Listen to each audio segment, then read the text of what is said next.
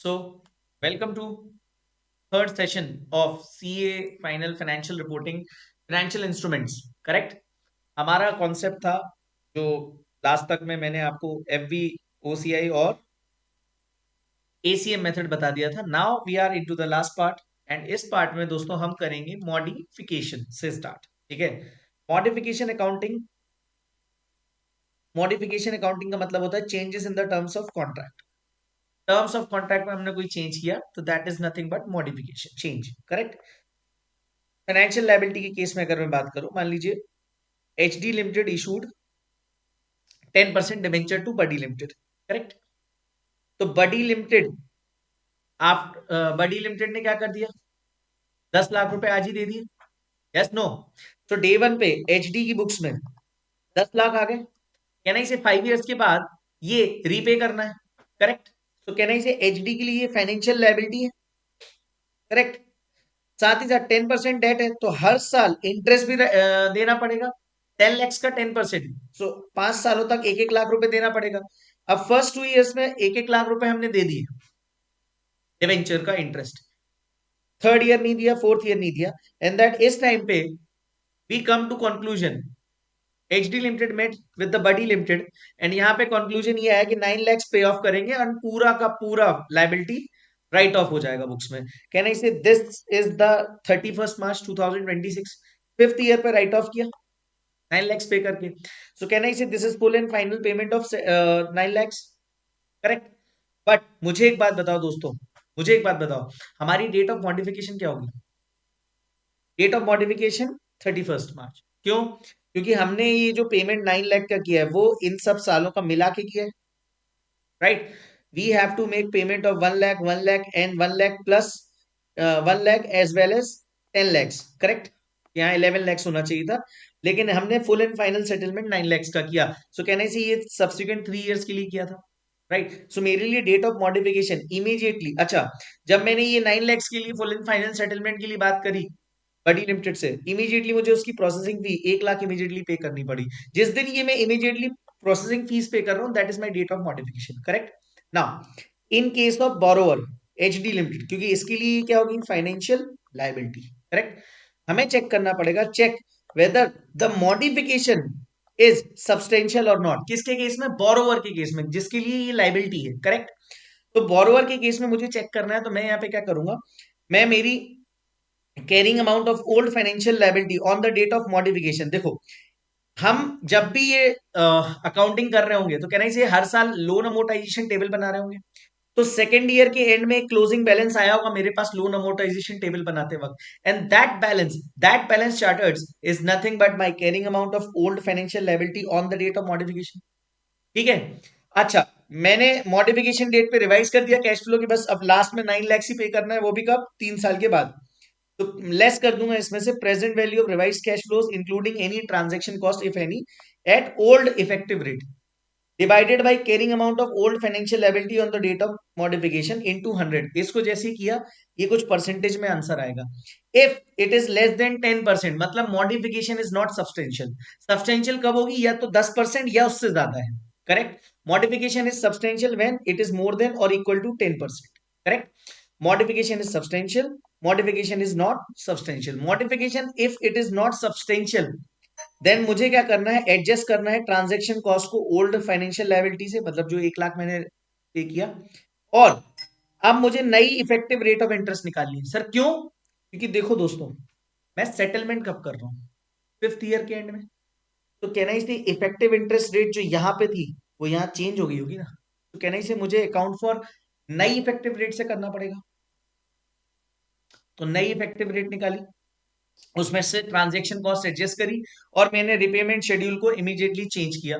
फिर मैंने loan amortisation after modification बनाई और उसमें क्या करूंगा? Year from the date of modification, opening balance, carrying amount minus transaction cost, interest at new effective interest rate निकाल के मैंने अकाउंटिंग स्टार्ट कर दी. बट अगर मॉडिफिकेशन सब्सटेंशियल है दोस्तों तो एक्सटिंग्विश कर दूंगा. मैं क्या करूंगा? ओल्ड मेरी फाइनेंशियल लायबिलिटी जो आ रही है ओल्ड लोन अमोर्टाइजेशन टेबल में, उसको डी रिकॉग्नाइज करूंगा और रिकॉग्नाइज करूंगा नई फाइनेंशियल लायबिलिटी को. The entry will be old financial liability debit at carrying amount to new financial liability at fair value, और जो भी डिफरेंस आया उसे पीओरएल से एडजस्ट कर दूंगा।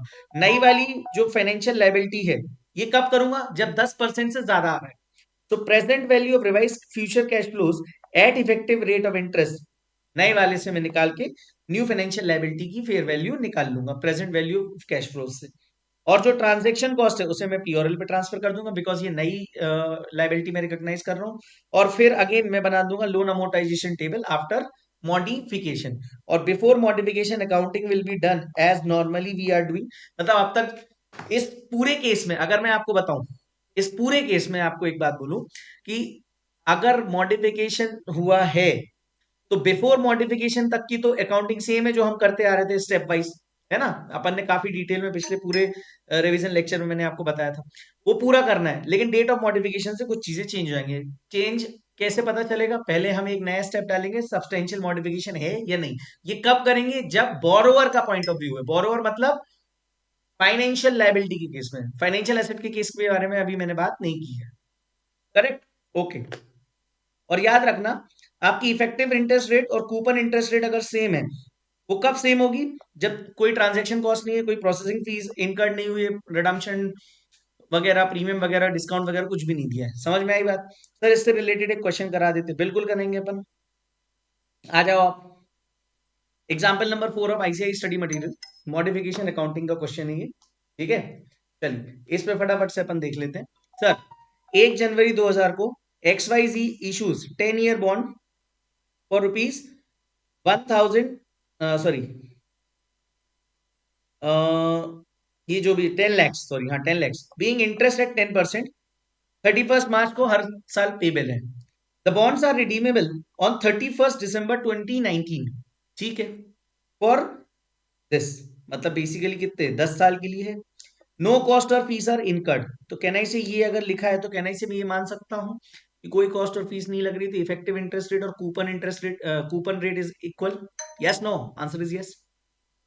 Effective interest rate is there for 10%। Basically अगर नहीं भी बोलते तो भी हम 10% ही लेते।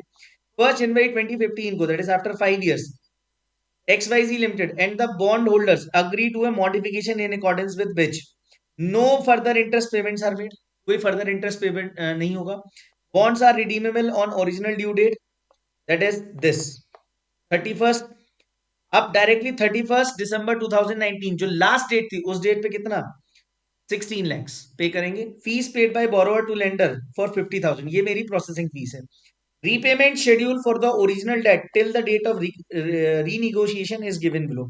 हमको लोन अमोर्टाइजेशन शुरुआत के 5 सालों तक, डेट ऑफ मॉडिफिकेशन तक की इंस्टीट्यूट ने वो भी देके रखी, क्या, लोन अमोर्टाइजेशन जिसे हम बनाते थे। ठीक है, तो सॉल्यूशन अगर मैं इसका करने जाऊं तो सबसे पहले मुझे किसके हिसाब से काउंटिंग करनी है, XYZ limited, that is borrower. Borrower के लिए फाइनेंशियल लायबिलिटी है, करेक्ट। तो नॉर्मल अकाउंटिंग करूंगा till the date of modification. तो year cash flow step number 1 वही 0, इनफ्लो हो गया 10 लाख का। 1 से 10 तक हर साल 1 लाख का आपका इंटरेस्ट पे, और 10th ईयर में आपका ये भी रिपेमेंट हो जाएगा। सर 10th ईयर में ये भी हो जाएगा, हाँ, लास्ट में ये प्रिंसिपल भी तो पे ऑफ करोगे। 10 साल तक तो इंटरेस्ट, और साथ ही साथ 10th ईयर में ये। तो fair value of financial liability, because transaction price equals to fair value, तो मेरे ये 10 lakh is nothing but fair value of the financial liability. Effective interest rate 10% है। और स्टेप नंबर 4 हमारी जो लोन अमोर्टाइजेशन टेबल है वो डेट ऑफ मॉडिफिकेशन तक इंस्टीट्यूट ने खुद ही देके रखी है, करेक्ट। अच्छा, डेट ऑफ मॉडिफिकेशन है क्या, 1 जनवरी 2005, मतलब उस दिन पे मेरी ओल्ड कैरिंग अमाउंट क्या है फाइनेंशियल लायबिलिटी की, 10 लाख। ये कैसे पता चला, ये मैंने नहीं, 31 दिसंबर, मतलब नेक्स्ट डे नया साल चालू हो रहा है, 1 जनवरी 2015, उस डे पे मॉडिफिकेशन हो रहा है, तो क्लोजिंग बैलेंस क्या था, वही इस साल का ओपनिंग होगा। यस। अब मैं चेक करूंगा मॉडिफिकेशन ऑफ फाइनेंशियल लायबिलिटी, तो पहले मुझे चेक करना पड़ेगा मॉडिफिकेशन सब्सटेंशियल है या नहीं। जब है कि नहीं, उसके लिए कैरिंग अमाउंट ओल्ड और रिवाइज के फ्यूचर कैश फ्लोज को इफेक्टिव ओल्ड EIR पे डिस्काउंटिंग करा लूंगा। मैं कैसे करूंगा, देखो 10 लाख तो मेरी ओल्ड वाली है, और नया वाला कितना है कैश फ्लो 16 लाख। 10% से 5 ईयर का, और प्लस 50,000। 50,000 क्यों, ट्रांजेक्शन कॉस्ट भी तो इंक्लूड करना है, हाँ ट्रांजेक्शन कॉस्ट। तो ये मैंने डिस्काउंटिंग किया, 10 लाख लेस दिस इंटू 100 कर दिया, तो ये जितना भी आया that is your 4.35%। Since it is 4.35%, that is less than 10%, so modification is not substantial, correct. Now तो मुझे ट्रांजेक्शन कॉस्ट को ओल्ड फाइनेंशियल लायबिलिटी से ही एडजस्ट करना पड़ेगा। तो financial liability account debit to cash bank, इससे मेरा बैलेंस कम हुआ। Revise carrying amount of financial liability कितनी होगी? 10 lakh minus 50, 950। New effective interest rate on 1/1/2015। अब नई वाली इफेक्टिव इंटरेस्ट रेट क्या होगी? जिस दिन रिपेमेंट हो रहा है उस दिन के लिए। तो भैया नया कैश फ्लो इतना है। वही ट्रायल एंड एरर मेथड लगाई अपन ने, 10% 12% पे लगा के देखा, इंटरपोलेशन लगाया तो मेरी आई 11.02%। नया loan amortisation after date of modification, तो 31 दिसंबर 2015 मेरी फाइनेंशियल लायबिलिटी थी 950, 11.02 से इतना रीपेमेंट कुछ भी नहीं हुआ, क्लोजिंग ये, फिर ये ओपनिंग अगेन 11.02 से, ये ऐसे करते करते मैं लास्ट में रीपे कर दूंगा 16 लैक्स। करेक्ट? क्या ये समझ में आया दोस्तों? दिस इज सब्सटेंशियल मॉडिफिकेशन नहीं है, उसका केस है।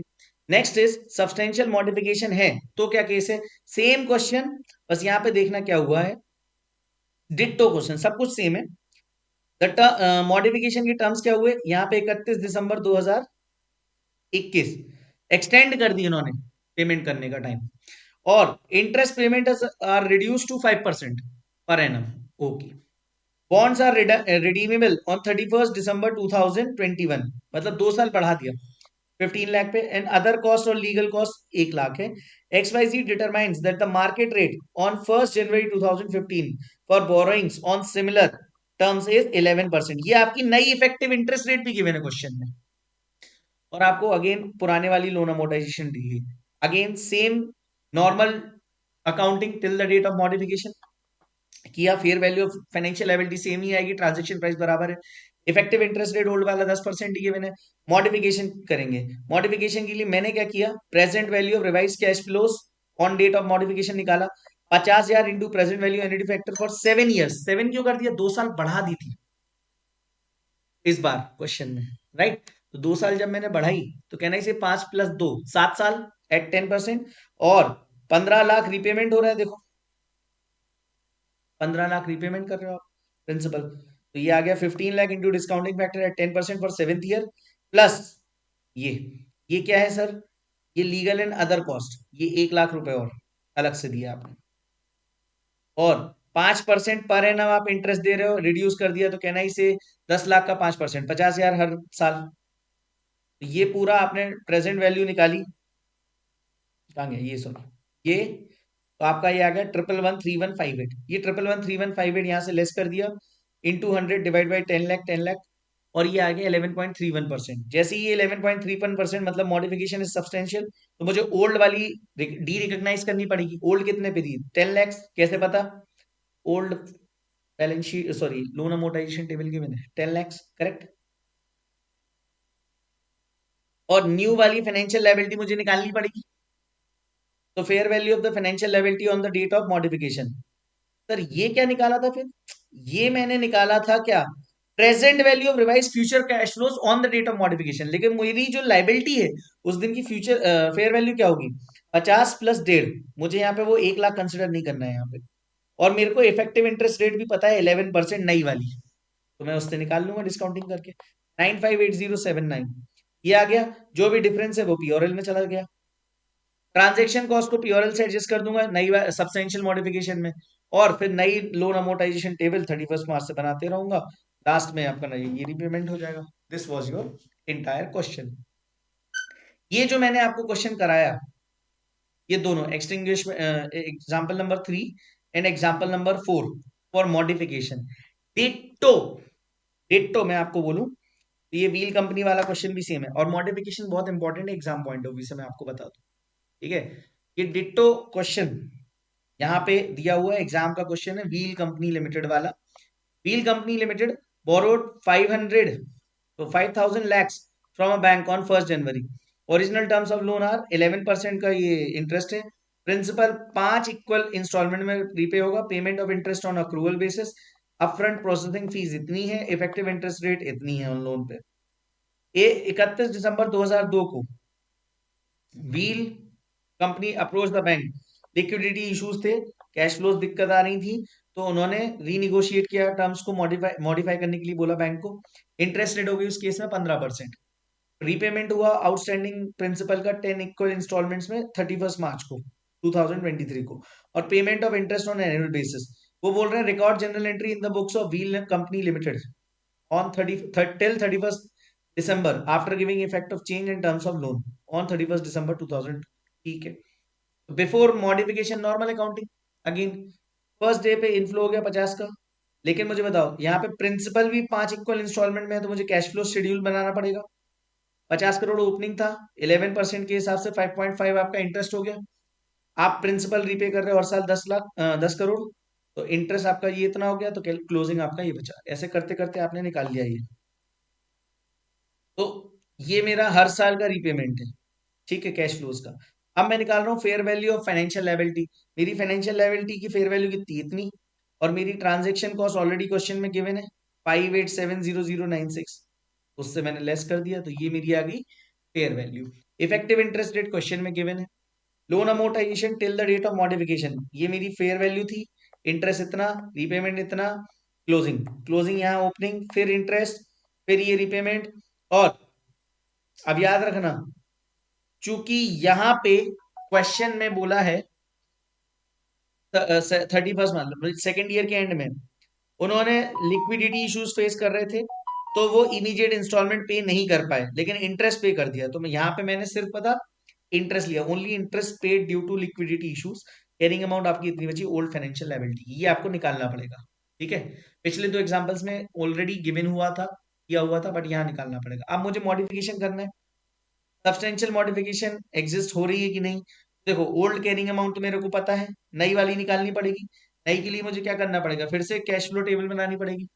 डेट ऑफ मॉडिफिकेशन से 40 करोड़, 15% इंटरेस्ट हो गया, तो 40 डिवाइड बाई कितने साल, कब तक रीपेमेंट होगा,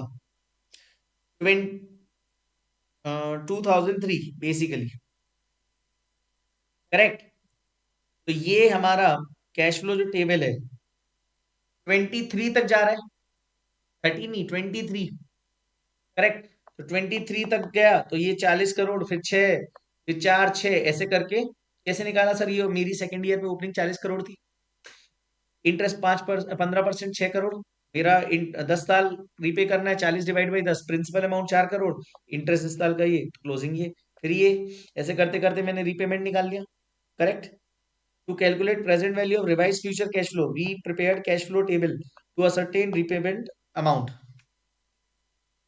तो असर्टेन किया मैंने रीपेमेंट अमाउंट, तो मेरी ये हो गई रिवाइज फ्यूचर कैश फ्लोज, इनको मैंने डिस्काउंटिंग कर दिया 11.5% से, ये जो रीपेमेंट शेड्यूल का टोटल किया वही मैंने यहाँ ट्रांसफर कर दिया, और इसको मैंने डिस्काउंट कर लिया, तो मेरा इतना है, ये इतना आया, इसको मैंने कहा कर दिया मॉडिफिकेशन वाले फॉर्मूले में रखा, इन 200 कर दिया, तो मेरा 13.59% है। इसका मतलब मॉडिफिकेशन वॉज सब्सटेंशियल। सब्सटेंशियल है तो ओल्ड को राइट ऑफ कर दो और न्यू को रिकॉग्नाइज कर लो, न्यू के लिए वापस से मुझे प्रेजेंट वैल्यू निकालनी पड़ेगी, है ना। और कूपन रेट मेरा 15% है, और कोई कॉस्ट वगैरह कुछ भी नहीं है, तो मैंने इफेक्टिव इंटरेस्ट रेट भी 15% ले लिया। तो मेरा future fair value of financial liability 40 crore ही है, तो मैंने यहाँ क्या किया 40 करोड़ और ये इतना, तो डिफरेंस कहाँ गया, पीओरएल पे, ठीक है। और जो ट्रांजेक्शन कॉस्ट है उसको कहाँ ले जाऊंगा मैं, पीओरएल से हिट कर दूंगा, बट चूंकि कोई ट्रांजेक्शन कॉस्ट नए वाले में नहीं थी, we have to prepare LET in working note to itself, ठीक है। अगेन वही मैंने बना दिया, ठीक है। और जनरल एंट्री मैंने यहाँ पे पास कर दी, मॉडिफिकेशन की सिर्फ एंट्री पूछी थी, तो financial liability 4, P or L 6, to bank 10 crore, correct. ये हो गया बोरोवर के केस में, दैट इज फाइनेंशियल लायबिलिटी के केस का पूरा modification. Now chartered we are into modification of, in case of borrower, that is financial asset के केस में अगर कोई मॉडिफिकेशन होता है तो क्या करना है। तो modification in case of lender, that is financial asset, बड़ी लिमिटेड के पॉइंट ऑफ व्यू से अगर उसने पैसे दिए, तो normal accounting till the date of modification. फिर मैं स्टेप 2 में निकालूंगा carrying amount of old financial asset. मान लीजिए कैरिंग अमाउंट 100 है, ठीक है। Present value of revise, step 3 में निकालूंगा मैं present value of revise future cash flows at effective interest rate old वाला। अब प्रेजेंट वैल्यू उसकी 90 है, डिक्लाइन हो गई फाइनेंशियल असेट में, या हो सकता है बढ़ भी गया हो, तो मैं क्या करूंगा, पास जनरल एंट्री फॉर मॉडिफिकेशन, और जनरल एंट्री पास कर लूंगा स्टेप नंबर 4 में, जो भी इंक्रीज है डिक्रीज है मॉडिफिकेशन की वजह से। So step number 1 normal accounting, step 2 carrying amount of old financial asset, step 3 present value of revise future cash flows, step 4 pass general entry for modification, step 5 loan amortisation table after modification, step 6 general entry if any asked, question number 2 में ये करा देता हूँ financial asset के लिए, तो ये मेरा फाइनेंशियल एसेट का भी मॉडिफिकेशन फटाफट से समाप्त हो जाएगा। Wheel company limited has a policy of providing subsidise loan to its employees purpose of buying and selling houses. ठीक है, उन्होंने प्रिंसिपल अमाउंट कितना दिया? 10 lakhs। फर्स्ट 4 lakhs के लिए 4% और नेक्स्ट 6 लाख के लिए 7% इंटरेस्ट है। स्टार्ट है 1 January 2001। tenure 5 years, prepayment full or partial prepayment at the option of employee. The principal amount of the loan shall be recovered in 5 equal annual installment and will be first applied to 7% interest bearing principals. ठीक है, the accrued interest shall be paid on annual basis. Mr. X must remain in the service till the terms of loan ends. Market rate of comparable loan 12% effective interest rate old वाली दी हुई है। ये cash flow table दिखाती है expected cash flows from the loan given to mister x.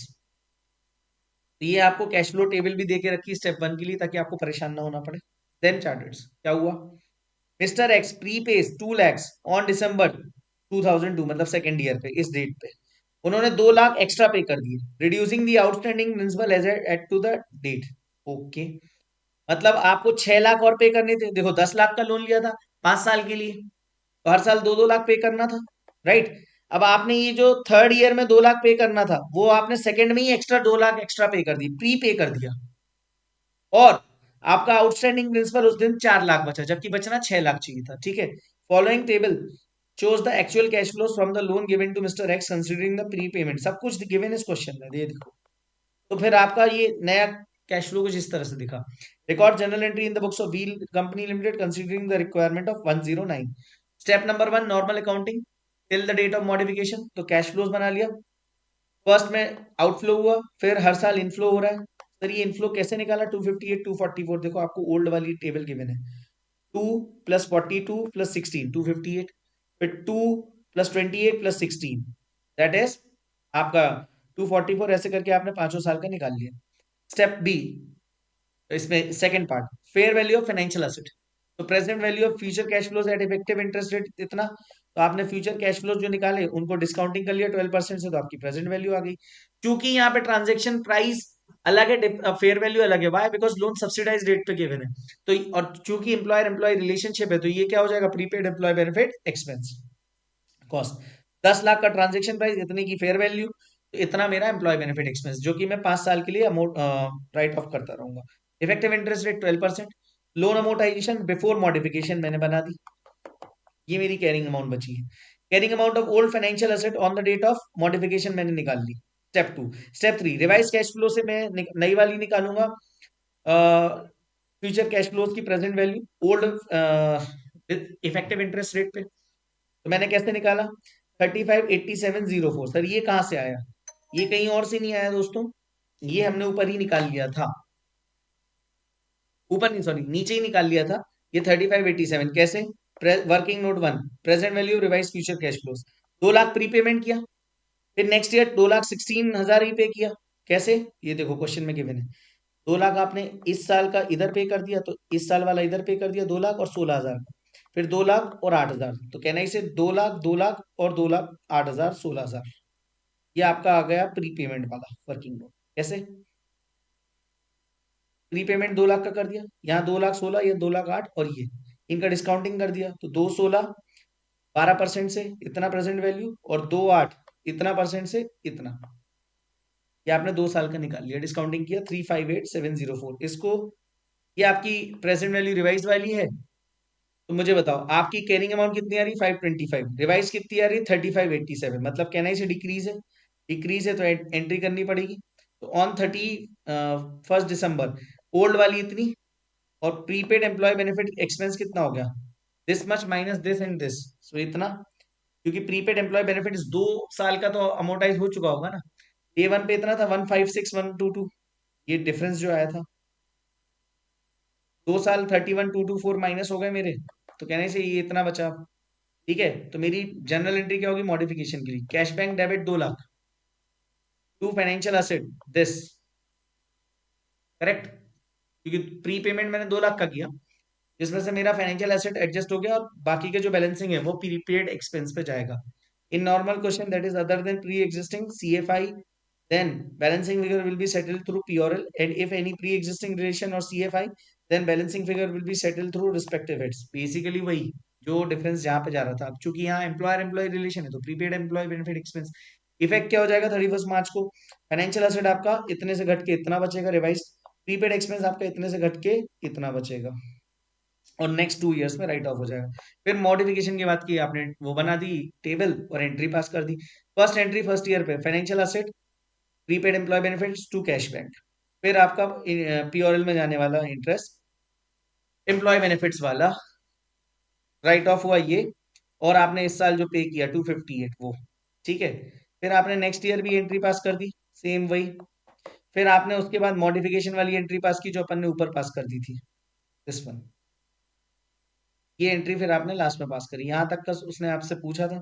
फिर उसके बाद 31 next 2 years की मैंने यहाँ पे इंटरेस्ट और रीपेमेंट और एम्प्लॉय बेनिफिट एक्सपेंस की भी एंट्री पास कर दी। This was your entire financial asset का भी मॉडिफिकेशन, करेक्ट। चलिए अब हम आगे बढ़ते हैं इम्पेयरमेंट ऑफ फाइनेंशियल एसेट पे। मॉडिफिकेशन मैंने फाइनेंशियल एसेट और फाइनेंशियल लायबिलिटी का आपको बता दिया है, करेक्ट। नाउ तो अब हमने मॉडिफिकेशन करने के बाद अब हम जा रहे हैं impairment of financial asset.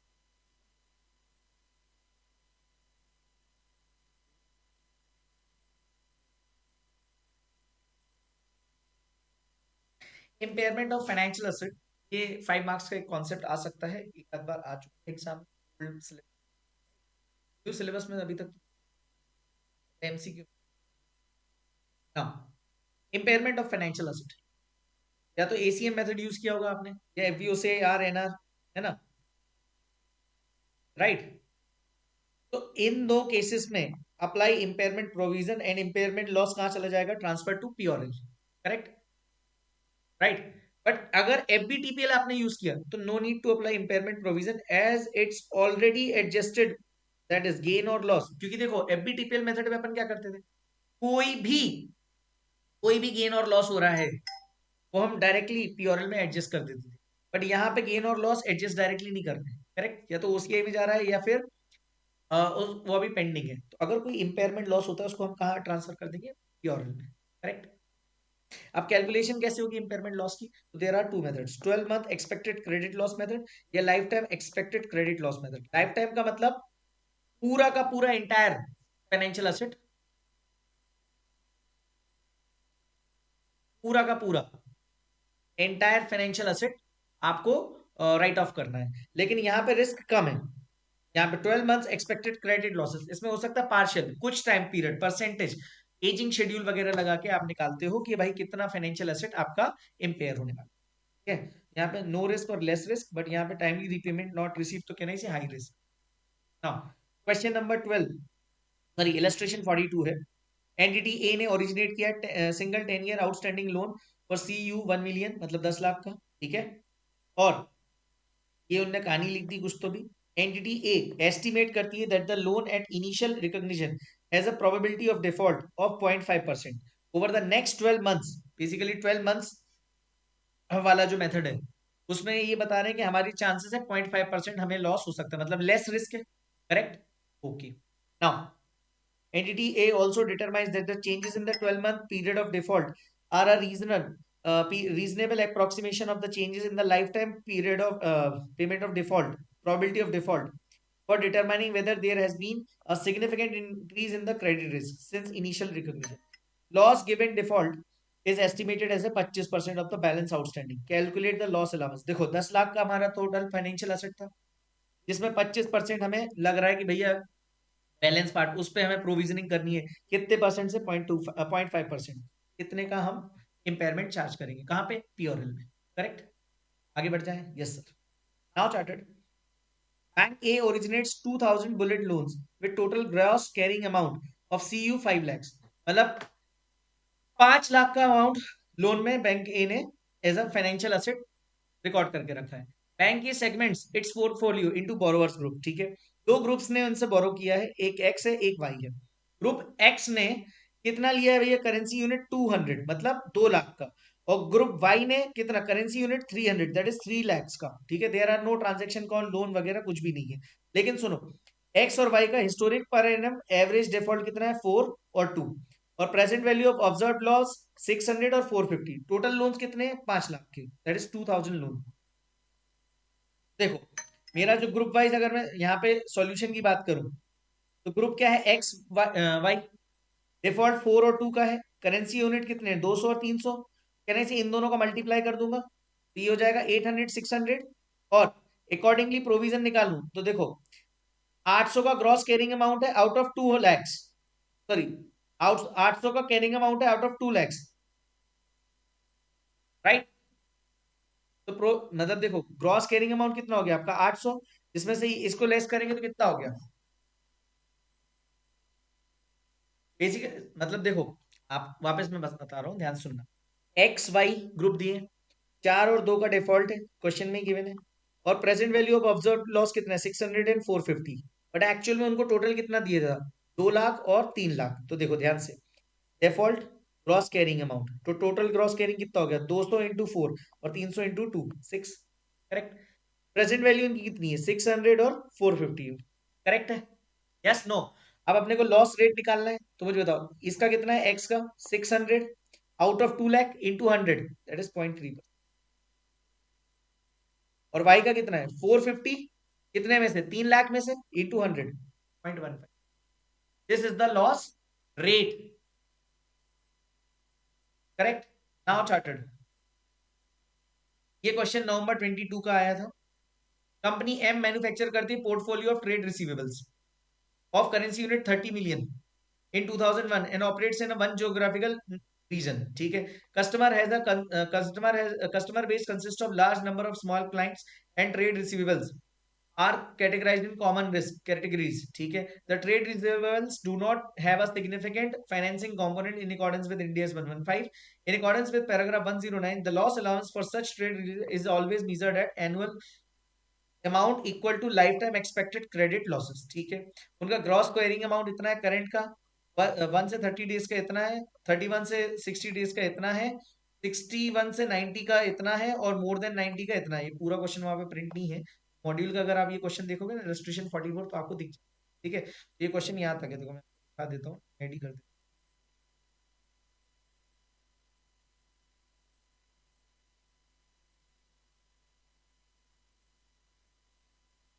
Right. ये कुछ ऐसा दिखेगा। ठीक है। 61 से 90 डेज और मोर देन 90 इतना है। टोटल आपका लोन इतना 30 million का है, ऊपर ऑलरेडी गिवन था। ठीक है। साथ ही साथ क्वेश्चन में आपको परसेंटेज भी गिवन है। क्वेश्चन 44 में आपको परसेंटेज भी गिवन है। इवन मैं आपके लिए नोट्स भी अगर आपको दिखाऊं, for text report,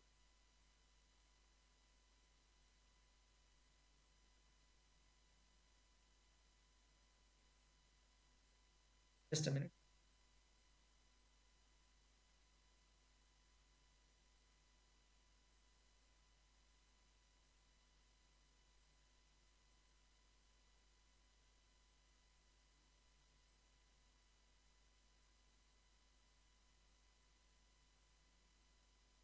here it is, ये लास्ट वाली लाइन भी।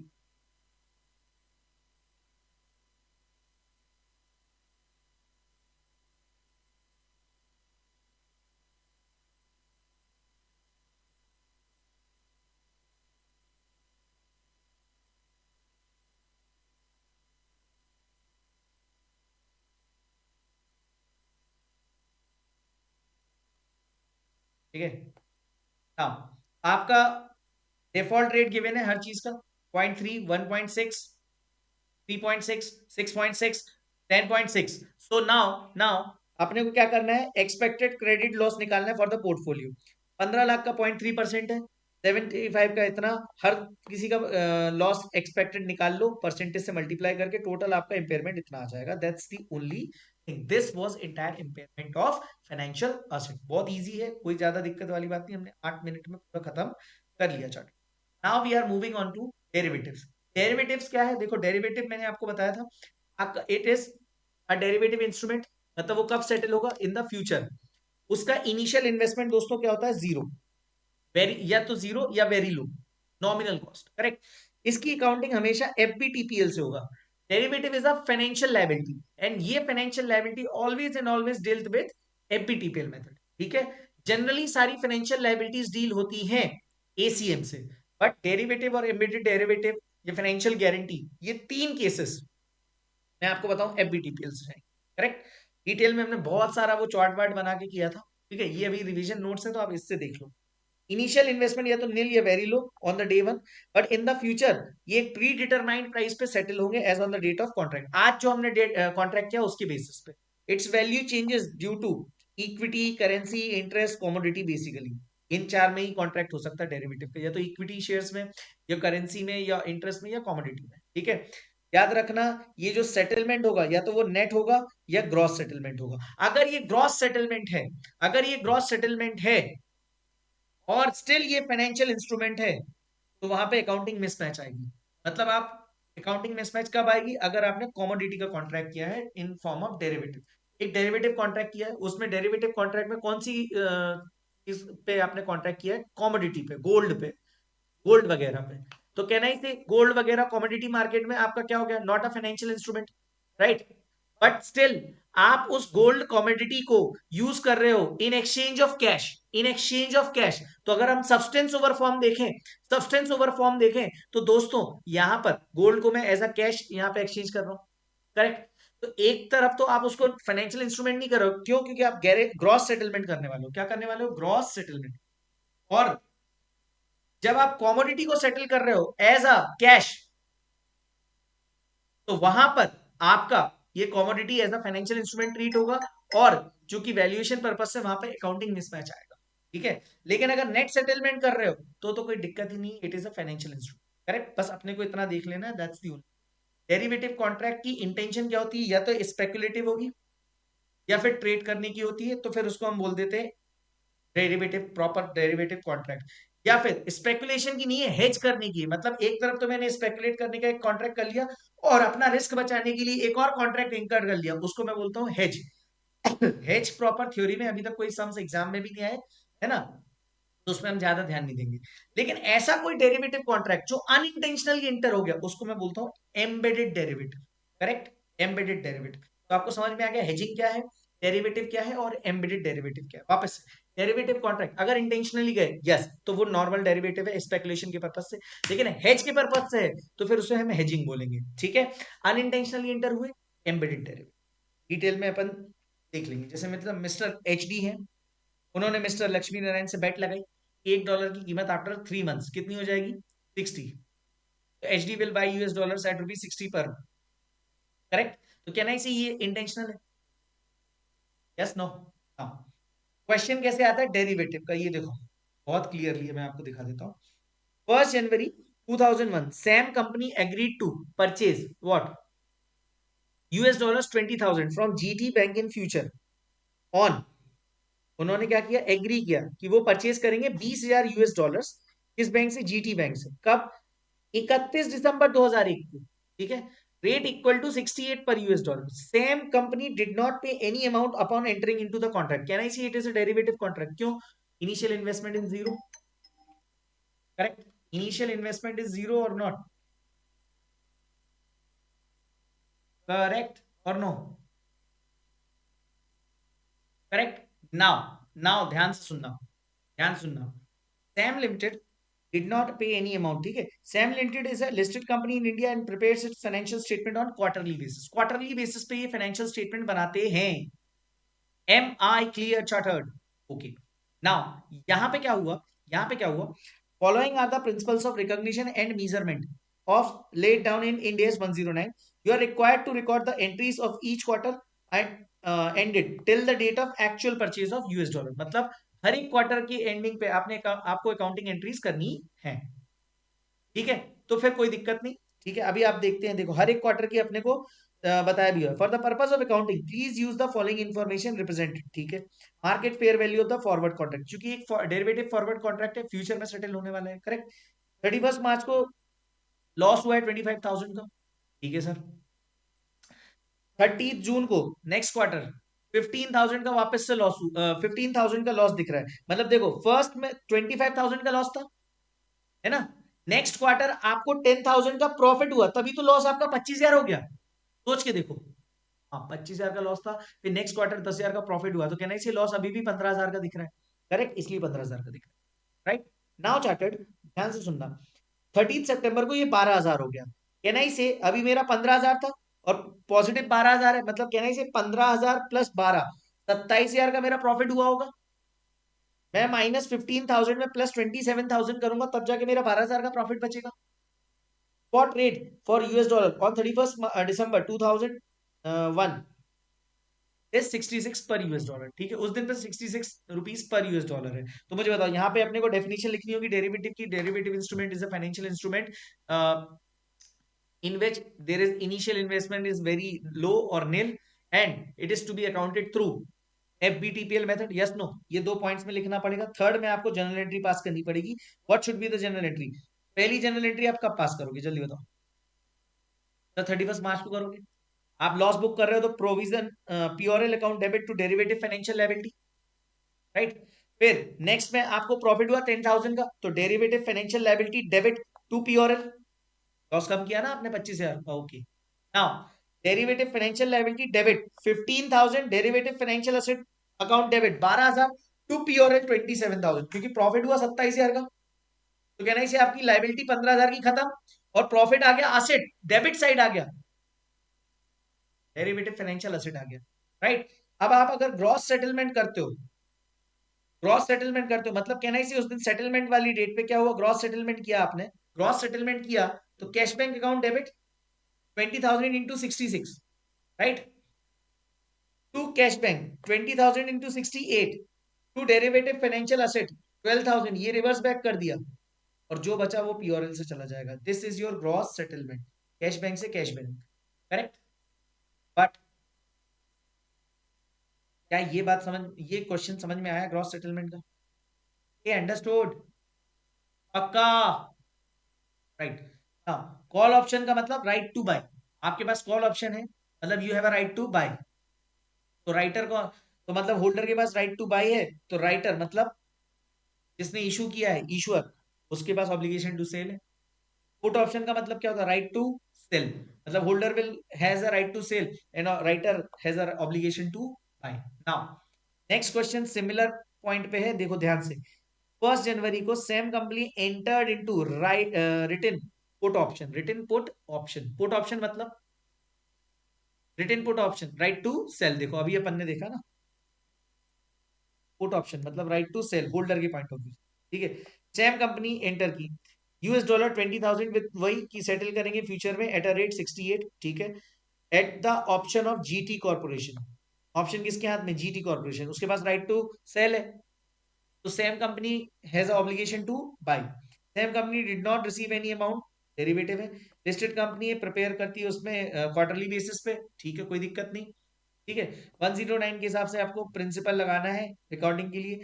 आपको अकाउंट फॉर करना है एंट्रीज हर एक क्वार्टर की, actual purchase of US dollar की, और उसके लिए अपने को इन्फॉर्मेशन वही सेम गिवन है, करेक्ट। अब ध्यान से देखना, फर्स्ट क्वार्टर में 25,000 का लॉस, कोई दिक्कत नहीं। सेकेंड क्वार्टर में 15,000 का लॉस है अभी भी, मतलब कहना ही से आपने 10,000 का प्रॉफिट किया, राइट। 30 सितंबर थर्ड क्वार्टर में ना प्रॉफिट ना लॉस, मतलब 15,000 का प्रॉफिट फिर से हुआ, तभी तो ये जीरो हो गया, correct. Now spot rate last day पे 66 है, तो वही डेरिवेटिव की definition, treatment, accounting treatment FVTPL. पहली एंट्री 31 मार्च को P and L to derivative financial liability, second derivative financial liability to P and L. Now derivative financial liability to P and L again 15,000, वहां पे 27,000 किया था तो एसेट भी रिकॉर्ड करना पड़ गया था, याद आ रहा है आपको, और ये 27 हो गया था, करेक्ट। लास्ट में ग्रॉस सेटलमेंट कर दिया अगर, तो कैश बैंक डेबिट 66 में ऑब्लिगेशन टू बाई है बिकॉज उसके पास राइट टू सेल है, और to cash bank this 20,000 into 68, कोई डेरिवेटिव फाइनेंशियल एसेट आया था क्या, नहीं, जो बैलेंसिंग आया वो पीओरएल में चला जाएगा। नेट सेटलमेंट अगर आप करते तो नेट सेटलमेंट में ये जो 40,000 आ रहा है ना, वही डायरेक्टली आप पीओरएल टू कैश बैंक कर देते, correct. Okay, understood, this was your entire derivative. Now अब हम आते हैं embedded derivative, embedded derivative, embedded derivative में कॉन्ट्रैक्ट की बात। Now concept of embedded derivative, embedded derivative क्या है भाई, याद रखना, यहाँ पे एक थर्ड करेंसी आ जाती है डेरिवेटिव कॉन्ट्रैक्ट के अंदर। जब सेम कंट्री की करेंसी रहे तो मान लेना डेरिवेटिव। एम्बेडेड डेरिवेटिव कब आएगा, जब थर्ड कंट्री की करेंसी आ जाएगी। भाई देखो, इंडियन कंपनी उसकी फंक्शनल करेंसी क्या है, रुपीस, और दूसरी एक डॉक्टर एच डी लिमिटेड थी जो इंडियन कंपनी थी। डॉक्टर लिमिटेड एक कंपनी है जिसकी फंक्शनल करेंसी क्या है, यूएस डॉलर्स, यूएस की कंपनी, ठीक है, इंडियन कंपनी ने गुड्स बाय करे इस कंपनी से, ठीक है, पेमेंट वो कर रहे हैं किस पे, थर्ड करेंसी, थर्ड करेंसी क्या है, पाउंड्स। ओ, तो अगर आप थर्ड करेंसी में यहाँ पे ये कर रहे हो तो कहना इसे यहाँ पे अनइंटेंशनली, इंटेंशन नहीं था आपका डेरिवेटिव इंस्ट्रूमेंट लाना, स्पेकुलेशन करना, बट चूंकि because of the third currency involvement there is a derivative portion, and that is why embedded derivative has two contracts, one is the host contract, another is the derivative contract. Embedded derivative में दो contract अंदर से आ जाते हैं, एक normal contract host contract जिसको बोलते हैं दो कंपनीज के बीच में, और दूसरा आ जाता है डेरिवेटिव कॉन्ट्रैक्ट का, because of the unintentional speculation, correct. Now host contract and derivative contract, whether they are closely related or not. If yes, Indian company purchase goods from US company and payment is made either in rupees or dollars, तो no need of separate accounting. Why? Because देखो, Indian company ने purchase किया US company से, and payment या तो rupees में हो गया या डॉलर्स में, मतलब यहाँ पे सेपरेटली एम्बेडेड डेरिवेटिव की, डेरिवेटिव कॉन्ट्रैक्ट की सेपरेट अकाउंटिंग नहीं होगी। व्हाई? बिकॉज ये तो नॉर्मल डेरिवेटिव कॉन्ट्रैक्ट हो गया, किसी एक कंट्री की फंक्शनल करेंसी में आप कर रहे हो, बट ना तो यहाँ इंडियन करेंसी कंपनी इन्वॉल्व है, ना यूएस कंपनी की करेंसी इन्वॉल्व है, आप तो पाउंड्स में कर रहे हो। Indian company purchase goods from US company and payment is made in third currency other than the functional currency, then separate accounting of host contract, purchase का account अलग और डेरिवेटिव कॉन्ट्रैक्ट की अलग होती है। तो differentiate between derivative and embedded derivative question, host contract plus third currency that is other then functional currency, और यहाँ डेरिवेटिव में नो होस्ट कॉन्ट्रैक्ट, डायरेक्टली आप स्पेकुलेशन दिख जाती है, करेक्ट। आपने ऊपर दो क्वेश्चन देखे होंगे मेरे साथ, वहां पे डायरेक्टली वहां पे क्लियरली बोला हुआ था कि फ्यूचर कॉन्ट्रैक्ट है और रेट ऑफ एक्सचेंज बदल रही है, करेक्ट ना। एम्बेडेड डेरिवेटिव मई 24 में ही आ चुका है, इससे पहले नहीं आया हुआ था ये। एंटिटी ए, फंक्शनल करेंसी है उसकी US dollars 10 lakhs, sale functional rupees, अच्छा सुनो, एक एंटिटी ए है जिसकी फंक्शनल करेंसी क्या है, rupees, enters into a US dollar of this sale contract on 1 January with entity B, entity B के साथ ही उन्होंने ये कॉन्ट्रैक्ट किया, और उस एंटिटी बी की भी करेंसी क्या है, मतलब कहना इसे दोनों कंपनीज की फंक्शनल करेंसी क्या है, लेकिन कॉन्ट्रैक्ट किस में एंटर हुआ, डॉलर्स में, कहना इसे। और कॉन्ट्रैक्ट था किस चीज का, इक्विपमेंट बेचने का, टू सेल इक्विपमेंट ऑन 30 जून, ठीक है, इक्विपमेंट बेचने का होस्ट कॉन्ट्रैक्ट है, लेकिन चूंकि यहाँ पे दोनों कंपनीज की functional currency is rupees, but they are doing contract in the US dollar, तो कहना ही से भाई साहब ये एम्बेडेड डेरिवेटिव हो गया कि नहीं, अनइंटेंशनली इंटर हो गए। स्पॉट रेट ऑन 1 जनवरी क्या है, US dollar 45 rupees per US dollar, spot rate 31 मार्च को कितनी है, 57, 3 मंथ फॉरवर्ड रेट, ठीक है, 3 महीने का forward rate on 31 March 45, 6 month forward rate on 1 जनवरी पहले से ही एक्सपेक्टेड 55, और स्पॉट रेट ऑन 30 जून आपको गिवन है 60, ठीक है। Assume that the contract has an embedded derivative that is not closely related and requires separation. इन्होंने क्वेश्चन में ही लिख दिया, वैसे हम कॉन्सेप्चुअली समझ चुके थे। Please provide detailed journal entries in the books of entity A accounting of such embedded derivative until the sale is actually made. तो ठीक है, इक्विपमेंट कब बेचना है, 30 जून को, एंटर कब हुआ कॉन्ट्रैक्ट, 1 जनवरी को, कहना इसे 6 मंथ फॉरवर्ड कॉन्ट्रैक्ट है। तो 1 जनवरी से लेके देखो ये हुआ क्वेश्चन की समरी, ए ने बी को बेचा, दोनों की ये करेंसी है डॉलर में, हो रहा है 6 महीने का कॉन्ट्रैक्ट है। Step 1, calculation of host contract, सबसे पहले होस्ट कॉन्ट्रैक्ट, होस्ट कॉन्ट्रैक्ट देखो क्या है, sale of equipment after 6 months that is on 30 June, तो डिलीवरी डे, फॉरवर्ड रेट पे, डिलीवरी डे पे आपको फॉरवर्ड रेट पता है, हाँ कैसे सर, 6 मंथ की फॉरवर्ड रेट मुझे पहले ही पता है, 1 जनवरी को कितनी गिवन है, 1 जनवरी को, क्या आपको 6 महीने बाद की रेट पता है, हाँ फॉरवर्ड रेट मेरे पास आज है 55 गिवन है, हाँ सर की। 1 जनवरी को कोई कॉन्ट्रैक्ट होगा क्या, सर डेरिवेटिव है, initial investment is always low, okay, correct, understood. Now मुझे बताओ 30 जून को सेटलमेंट होगा सेल से पहले, तो बुक्स में क्या आप एंट्री करोगे, receivable debit to equipment $10 lakh into ₹55, कहना इसे इतने से एंट्री पास हो जाएगी 30 जून। ये मेरी अकाउंटिंग हो गई host contract. Now comes derivative contract, US dollars में करना है। मुझे एक बात बताओ, मैंने बोला है कि मैं मशीन बेचूंगा, कितनी US dollar, 10 lakh US dollar की, ठीक है, ठीक है, तो मुझे बदले में क्या मिलने वाले होंगे, डॉलर्स, राइट? एंटिटी ए की बुक्स में एंट्री कर रहे हैं तो एंटिटी ए को तो डॉलर्स मिलेंगे ना, so we will receive dollars and we will sell it as per our currency in rupees. तो 1 जनवरी को तो नो एंट्री अगेन, लेकिन ईयर एंड पे एक एंट्री होगी। क्या एंट्री होगी फर्स्ट क्वार्टर के एंड में? P and L debit to derivative financial liability. कैसे? भाई देखो 31 मार्च को आपका रेट कितना है, ध्यान से देखना। 31 मार्च को रेट है आपका 45, और आगे जाके कितना हो जाएगा 55। तो ध्यान से 45 एंड 55, 3 मंथ फॉरवर्ड रेट आपको जो पता थी 45, और 6 मंथ फॉरवर्ड रेट आपकी जो थी, आपने डे वन पे एस्टिमेट क्या करके रखी थी 55, बट 3 महीने के बाद रेट घट के कितनी हो गई 45। करेक्ट। तो कैन आई से आपको 10 रुपए के हिसाब से लॉस लाइबिलिटी बुक करना पड़ेगा। लाइबिलिटी कहाँ जाएगी? एफबीटीपीएल से अकाउंटिंग हो रही है तो पीओरएल पे, P and L debit to derivative financial liability, इतने का लॉस हो गया। नेक्स्ट 30 को, अब मुझे बताओ आपका रेट कितना हो गया 45, है ना, और 30 को रेट क्या होगी, स्पॉट रेट कितनी हो गई 45 से कितना हो गया 60। ए करेक्ट और नॉट? हो गई 60 हो गई। तो कैन आई से 45 से 60 जाने के लिए पहले तो आप रिवर्स करोगे जो लाइबिलिटी आपने बुक करी है। हाँ, तो 10 रुपए तो वहां से कवर हो गए, और 5 रुपए का असेट आप बुक कर दो।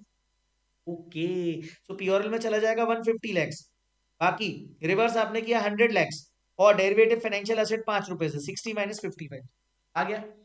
30 जून को आपने डेरिवेटिव फाइनेंशियल एसेट रिकॉर्ड कर लिया, और स्टेप 3 में कैश बैंक की एंट्री भी कर दी। ऑल्दो ये वाली एंट्री आपसे पूछी नहीं गई थी क्वेश्चन में, करिए, बट मैंने आपको बता दिया cash bank account debit to receive 600। 50 तो आपका कहां से था, डेरिवेटिव से, और 550 आपका इनिशियली पोस्ट कॉन्ट्रैक्ट से, दोनों का टोटल अमाउंट आपका sale record. Correct. Similar question embedded derivative पे ये रहा, सिमिलर क्वेश्चन है, सिमिलर क्वेश्चन, इसमें कुछ नहीं, बस इसने फॉर्मेटिंग चेंज कर दी, बट सेम क्वेश्चन मी 24 सिमिलर।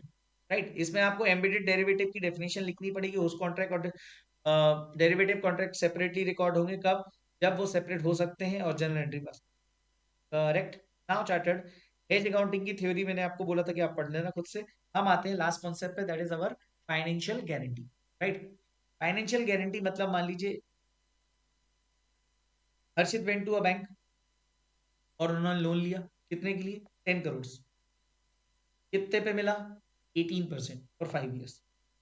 हर्षित के बिहाफ पे एक कोई थर्ड पर्सन थे, सर एएस, उन्होंने इनकी गारंटी दे दी, बदले में हर्षित ने इनको क्या कर दिया, एक कमीशन पे कर दिया।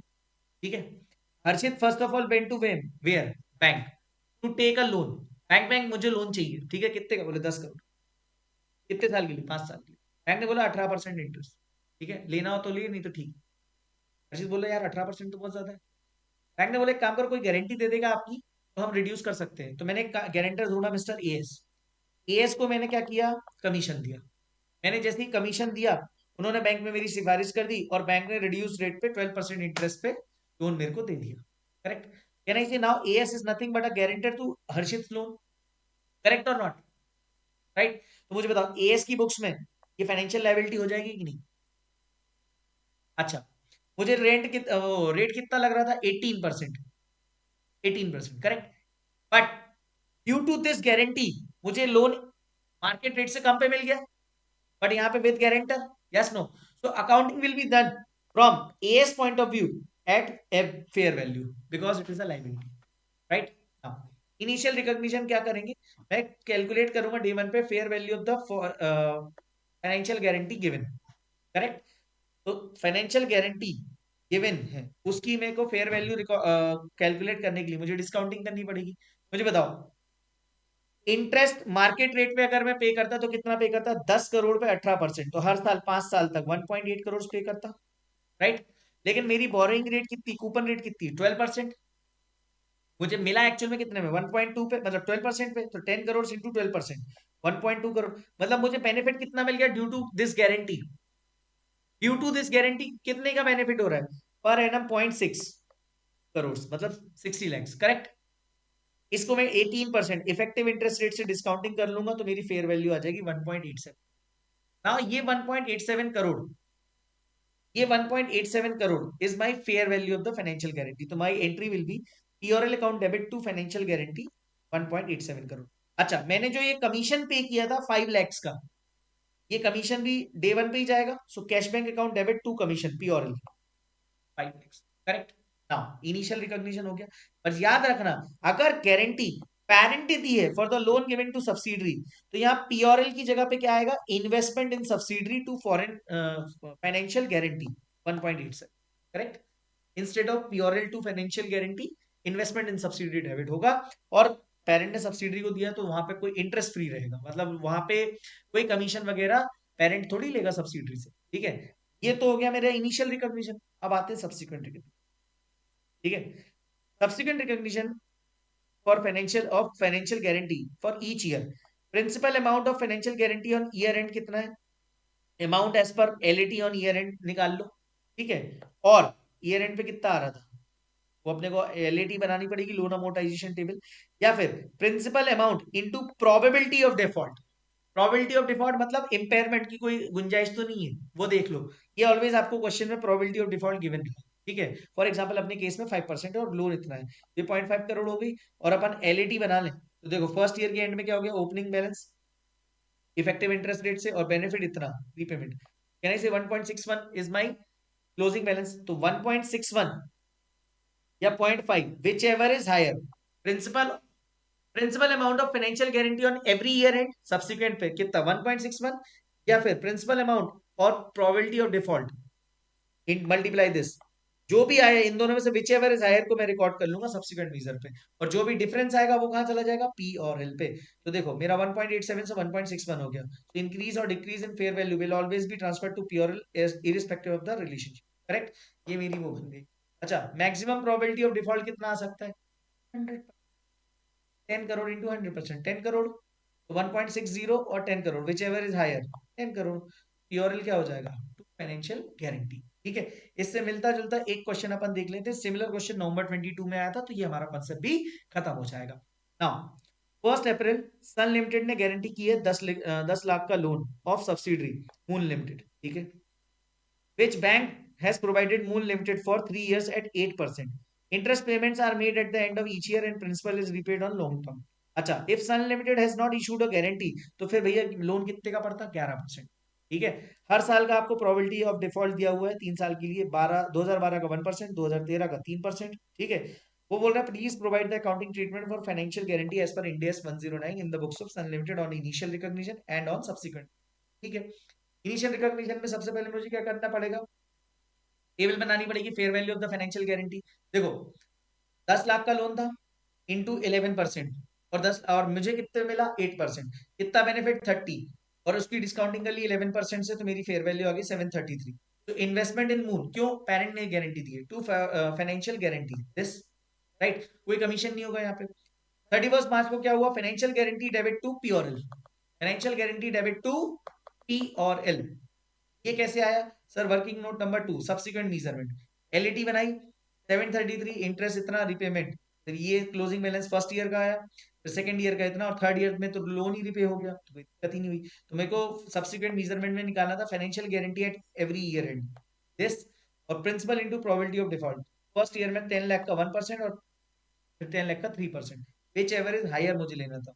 इन दोनों केस में मैं ये लूंगा, सॉरी इन दोनों केस में मैं ये लूंगा, और इन दोनों केस में मैं ये लूंगा 30,000। तो देखो मैंने क्या किया, 73 से 51 हो गया, तो प्योरल में एडजस्ट कर दिया। फिर 51 से 30 हो गया, तो 21,375 मैंने फिर प्योरल में एडजस्ट कर दिया। This was my entire question, correct. So with this, I have made you revise almost entire financial instrument, that is Ind AS 32 and 109 completely, right? अब मैं सिर्फ आपको यही बोलूंगा कि जो बातें मैंने आपको बोली फॉर द रिवीजन, उसको ध्यान रखना। मैंने आपको मेजोरिटी अगर मैं बात करूं तो 65 टू 70 मार्क्स का एफआर रिवाइज करा दिया है बहुत क्विक, ठीक है। Fair payment, business combination, financial instrument आपका 115, 116, ठीक है। उसके बाद इंडेस 19, करेक्ट, इंडेस 1। तो आपने बहुत मेजोरिटी 60 टू 70 मार्क्स तक का आपको मैंने एफआर रिवाइज करा दिया है, करेक्ट है। अब आपका क्या काम है, बाकी जो चैप्टर है छोटे छोटे मैंने आपको हैंड रिटन नोट्स भी दे दिए। कई स्टूडेंट्स जो जैसे कंसोलिडेशन का कईयों को चाहिए था, बट मैंने क्योंकि कमिटमेंट इश्यूज मैंने कंसोलिडेशन आपको पहले ही डे 1 पे ही बोल दिया था कि मैं नहीं करा पाऊंगा, तो मैंने उसकी आपको ऐप एक्सेस दे दी थी कि भाई कंसोलिडेशन आप मेरा लेक्चर देख लो विदाउट फ्री ऑफ कॉस्ट, मैंने आपको जैसा बोला भी था। कई स्टूडेंट्स ने 21 लिया है ना, कई स्टूडेंट्स ने इंडिया 7 लिया है, आई नो, बट जो भी है आप आराम से करिए, है ना। और हैंड रिटन नोट्स, मैं आपको ट्रस्ट भी, आप मेरे हैंड रिटन नोट्स से भी पढ़ लोगे ना, तो भी आपका क्विकली कॉन्सेप्ट रिवाइज हो जाएगा। So don't you worry about it, be confident. और देखो, पेपर के लिए बस एक ही चीज याद रखना, मैं आपको ऐसी कोई टेक्निक नहीं बोलूंगा लास्ट में भाई ये कर लो पहले वो कर लो, नो, आई विल से सबसे पहले आपको वो क्वेश्चंस करने हैं जहां पे आपका श्योर शॉट 40 मार्क्स आ जाए, ठीक है। कहीं आप अटक जाओ तो आप फाइनल में हो, मैं आपको ये नहीं बोल सकता कि भाई आप उस पर अटके मत रहना, आगे बढ़ जाना, वो ये मुझे बताने की जरूरत नहीं है, आपको पता है, राइट। आरटीपी जरूर देख के जाना, आई होप, वैसे मैंने ग्रुप पे डाल ही दिया था, बट स्टिल आरटीपी आप देख के जाइएगा, ठीक है। इसके साथ साथ दोस्तों मैं आपको ये चीज बोलूंगा, एमसीक्यू सेकंड आर या थर्ड आर में ही करना है एफआर, ठीक है, फर्स्ट आर में मत करना, ठीक है। और कंपलसरी क्वेश्चन को आप सेकंड या थर्ड आर में करना, शुरुआत में मत करना। बाकी 40 श्योर, सबसे पहले श्योर शॉट 40 उठाना, कि जो आप नींद में भी करेक्ट कर सकते हो, उसके बाद आप अपना गैम्बल करो, जो भी मतलब उसके बाद आप वो क्वेश्चन उठाओ तो आपके आंसर सही भी आ सकते हैं या गलत भी हो सकते हैं, ठीक है। तो श्योर शॉट आप कहां पे जाओगे सबसे पहले, श्योर शॉट आप सबसे पहले फर्स्ट आवर में वो 40 नंबर जो आपको नींद में भी आप करेक्ट कर सकते हो, वो इंडियस उठाने, करेक्ट। ओके दोस्तों, चलिए, all the best. F R Jan 26 में मेरी तरफ से सारी चीजें मैंने आपको बोल दी हैं, and I hope you will appreciate it, you will share it with your juniors also, revision series and the support. I wish you all the best, don't get compromised by negative thinking। कोई भी दिक्कत है, आपका भाई आपके साथ है, आप मुझे व्हाट्सएप कर सकते हैं, मेरा नंबर ऑलरेडी टेलीग्राम पे मेंशन है, so don't you worry about it, आप मुझे टेलीग्राम भी कर सकते हैं, ठीक है। एंड टेंशन नहीं लेना है, एफ आर अच्छा जाएगा तो ऑटोमेटिकली ग्रुप क्लियर हो जाएगा, ठीक है दोस्तों। चलिए, that's it from my side, bye bye, take care and all the best for the exam, bye.